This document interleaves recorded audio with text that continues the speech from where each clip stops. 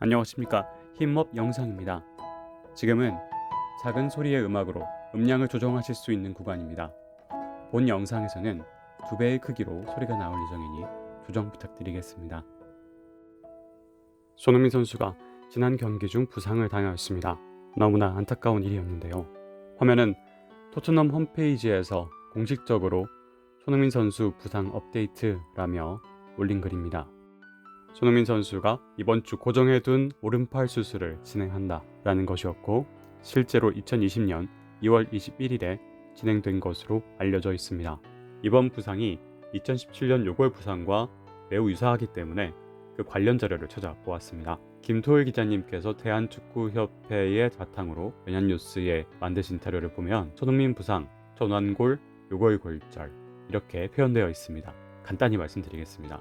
전완골이라는 것은 앞전자, 팔 완자를 이용해서 앞팔에 해당합니다. 영어로는 forearm. 야구를 좋아하시는 분들은 좌완, 우완 할 때 그 완입니다. 이렇게 팔 앞쪽에 2개의 뼈가 있게 되는데, 턱골과 요골 중에 다음 그림의 보라색 레디어스라고 표현되어 있는 부분이 바로 요골입니다. 2017년 이 요골 부분이 수직으로 골절되었었는데 2020년도에는 2cm가량 팔꿈치에 더 가깝고 비스듬하게 절단된 것이 현재 상황이라고 합니다.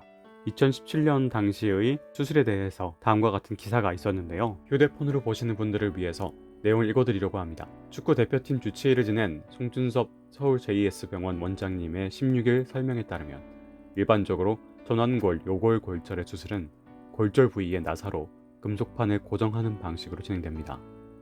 수술 부위가 중요한 혈관이나 신경이 지나가는 곳이어서 비교적 난이도가 높은 수술이라고 송 원장님이 설명했다고 합니다. 다음으로 수술 후 금속판은 반드시 제거할 필요는 없지만 염증을 유발하거나 불편한 경우 2년 내에 제거해야 한다고 합니다. 실제로 손흥민 선수는 2017년 수술을 받은 이후에 이 금속판을 제거하는 수술을 진행하였고, 재활이 원활하게 이루어지고 함께 훈련을 진행하는 것을 확인할 수 있었습니다. 하루빨리 이렇게 활기차게 훈련하고 늠름하게 출전하시는 모습을 볼 수 있게 되기를 쾌유를 바랍니다. 부상 장면을 다시 한번 확인해 보았습니다. 경기 중에는 너무 순식간에 지나간 일이라 너무 아프시겠다 이 생각만 들었었는데요. 영상을 위하여 다시 한번 천천히 잘 확인해 보았더니 알게 된 것이 있습니다. 일부 기사들에서 팔을 잘못 짚어서 팔에 골절이 왔다 라고 언급하신 분들도 계신데요. 사실은 그것이 아니라 팔로 하체 부상을 막은 것이었습니다. 혹시 축구가 격투기보다 더 많은 부상 확률을 갖고 있다는 것 알고 계십니까? 전력 질주해오던 에너지를 갖고 있었기 때문에 만약에 팔로 강하게 지면을 지탱하지 않았다면 무릎과 허벅지, 오른쪽 골반까지 큰 충격이 전해졌을 겁니다. 지난번에는 절단면이 수직이었는데 이번에는 비스듬하게 부러졌다는 것은 떨어질 때 충격이 지난번보다 더 컸다는 뜻이라고 설명하시기도 하였습니다. 온 힘을 다해 달려가는 스프린트, 이것이 주 무기인 손흥민 선수 같은 경우에는 베일 선수, 카카 선수와 같이 한 번 부상 당할 때 하체 부상이 크게 다가올 확률이 있습니다. 따라서 하체 부상을 피할 수 있었던 것이 천만다행입니다. 방금 보신 것과 같이 누구도 따라갈 수 없는 속도를 가졌던 베일 선수이지만 가장 치명적인 단점으로 바로 심각한 유리몸이 되었던 것입니다. 모든 직업군의 직업병과 같다고 생각하시면 좋을 것 같습니다. 무릎, 허리에서 시작되어 허벅지, 발목, 점점 약화되는 것이 보입니다. 화면과 같이 엄청난 퍼포먼스를 보였던 AC 밀란, 레알 마드리드, 브라질 최고의 선수 카카. 그 역시도 치고 달리기, 킥앤러쉬의 달인으로 알려졌었는데요. 부상으로 기량이 크게 하락하여 결국에 미국 리그에서 선수 생활을 마쳐야만 했습니다. 무릎의 반달 연골 손상으로 인하여 147일 이상이나 쉬어야 했던 것입니다. 그러고 보니 손흥민 선수가 참 튼튼하셨네요. 어떤 수술일지 조금 더 알기 위해 논문을 찾아보았습니다. 2층 높이에서 떨어진 사람이 손을 짚어서 뼈 조각이 발생되었을 때도 다음과 같이 수술을 통해 잘 회복될 수 있다고 하고요. 뼈 조각에 대한 소문도 오피셜이 아닙니다. 무리뉴 감독 역시 최치전을 앞두고 진행된 기자회견에서 손흥민의 상태를 묻는 현지 언론의 질문에 수술이 잘 끝났다고 들었다 라고 전했다고 합니다. 영상으로 제가 만든 바가 있습니다. 이처럼 반사신경으로 하체 부상을 피할 수 있었고, 이른 부상에도 불구하고 풀타임 경기를 소화한 다음 2골이나 넣었기 때문에 많은 팬들은 손흥민 선수를 그리워하고 있습니다. 저와 팬분들의 마음을 담아서 다음 영상을 준비 중이고 회복 기간이 얼마나 걸릴지 의료적인 영상들도 준비하고 있습니다. 나머지 영상에서는 이 사진은 괜찮아서 함께 보고 싶다 라고 생각했던 다양한 손흥민 선수의 모습들을 보여드리면서 제 이야기 그리고 어머님의 이야기를 한번 해보려고 합니다. 따뜻한 여러분들의 구독과 좋아요 덕분에 크레브라는 사이트를 통해서 작은 지원을 받았었습니다.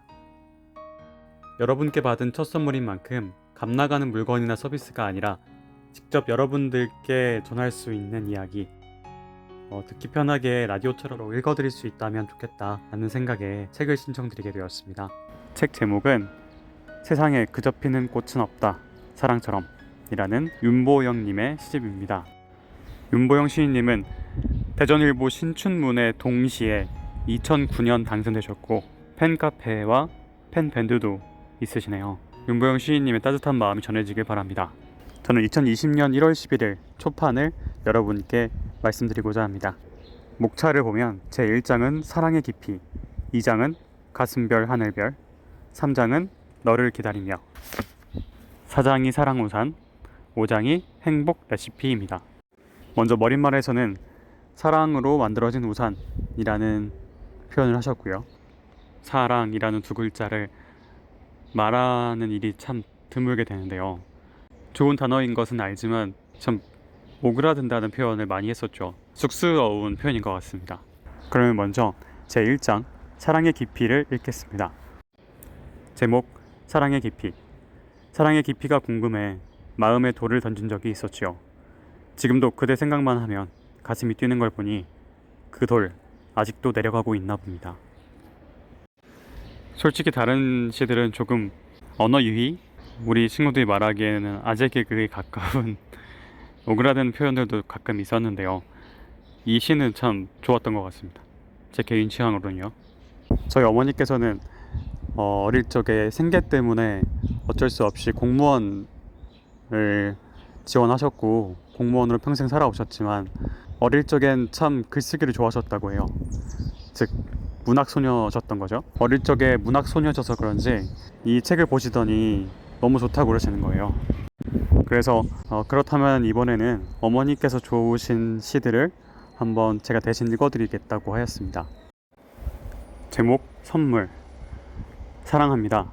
자기 전에 이 말을 곱게 포장했습니다. 꿈속에서 만나면 그대에게 주기 위해. 그리고 여기에 예쁘게 포장된 선물 상자를 손에 꼭 쥐고 있는 그림이 있는데요. 좋아하는 사람한테 마음을 전하고 싶은데 그게 잘 안 됐을 때 꿈속에서 전하고 싶다고 생각한 적이 있었거든요. 만약 그런 경험이 있다고 하시면 공감하셨을 거라고 생각합니다. 어머니께서는 그런 부분이 좋았다고 하시네요. 어릴 적 추억 같은 것이죠. 제목 당신을 만났으면 좋겠습니다. 언젠가는 그런 날이 오겠지. 언젠가는 만날 날이 오겠지. 당신을 만나고 싶어하는 열망이 더욱 두드러지게 나타나는 마음. 나도 그리움과 함께 당신을 만나고 싶습니다. 너무나 애절한 그리움이 사랑으로 감싸주며 드디어 만날 수 있겠지요. 어머니께서는 아마도 우리 어머니의 어머님을 뵙고 싶었던 게 아닐까 생각합니다. 외할머니께서 제가 어릴 때 돌아가셨거든요. 그러니까 언젠가는 외할머니를 만나 뵙게 되기를 그리워하시는 것 같습니다. 제가 우리 엄마가 보고 싶었듯 얼마나 엄마가 보고 싶으실까요? 제2장 가슴별 하늘별에서는 황홀한 고백이라는 제목의 산문시가 있었는데요. 당신이 있어서 내가 더 빛나는 것을 고백합니다. 당신은 들꽃을 닮았습니다. 누군가 봐주어야 아름다운 꽃. 마주치는 눈빛에 향기가 납니다.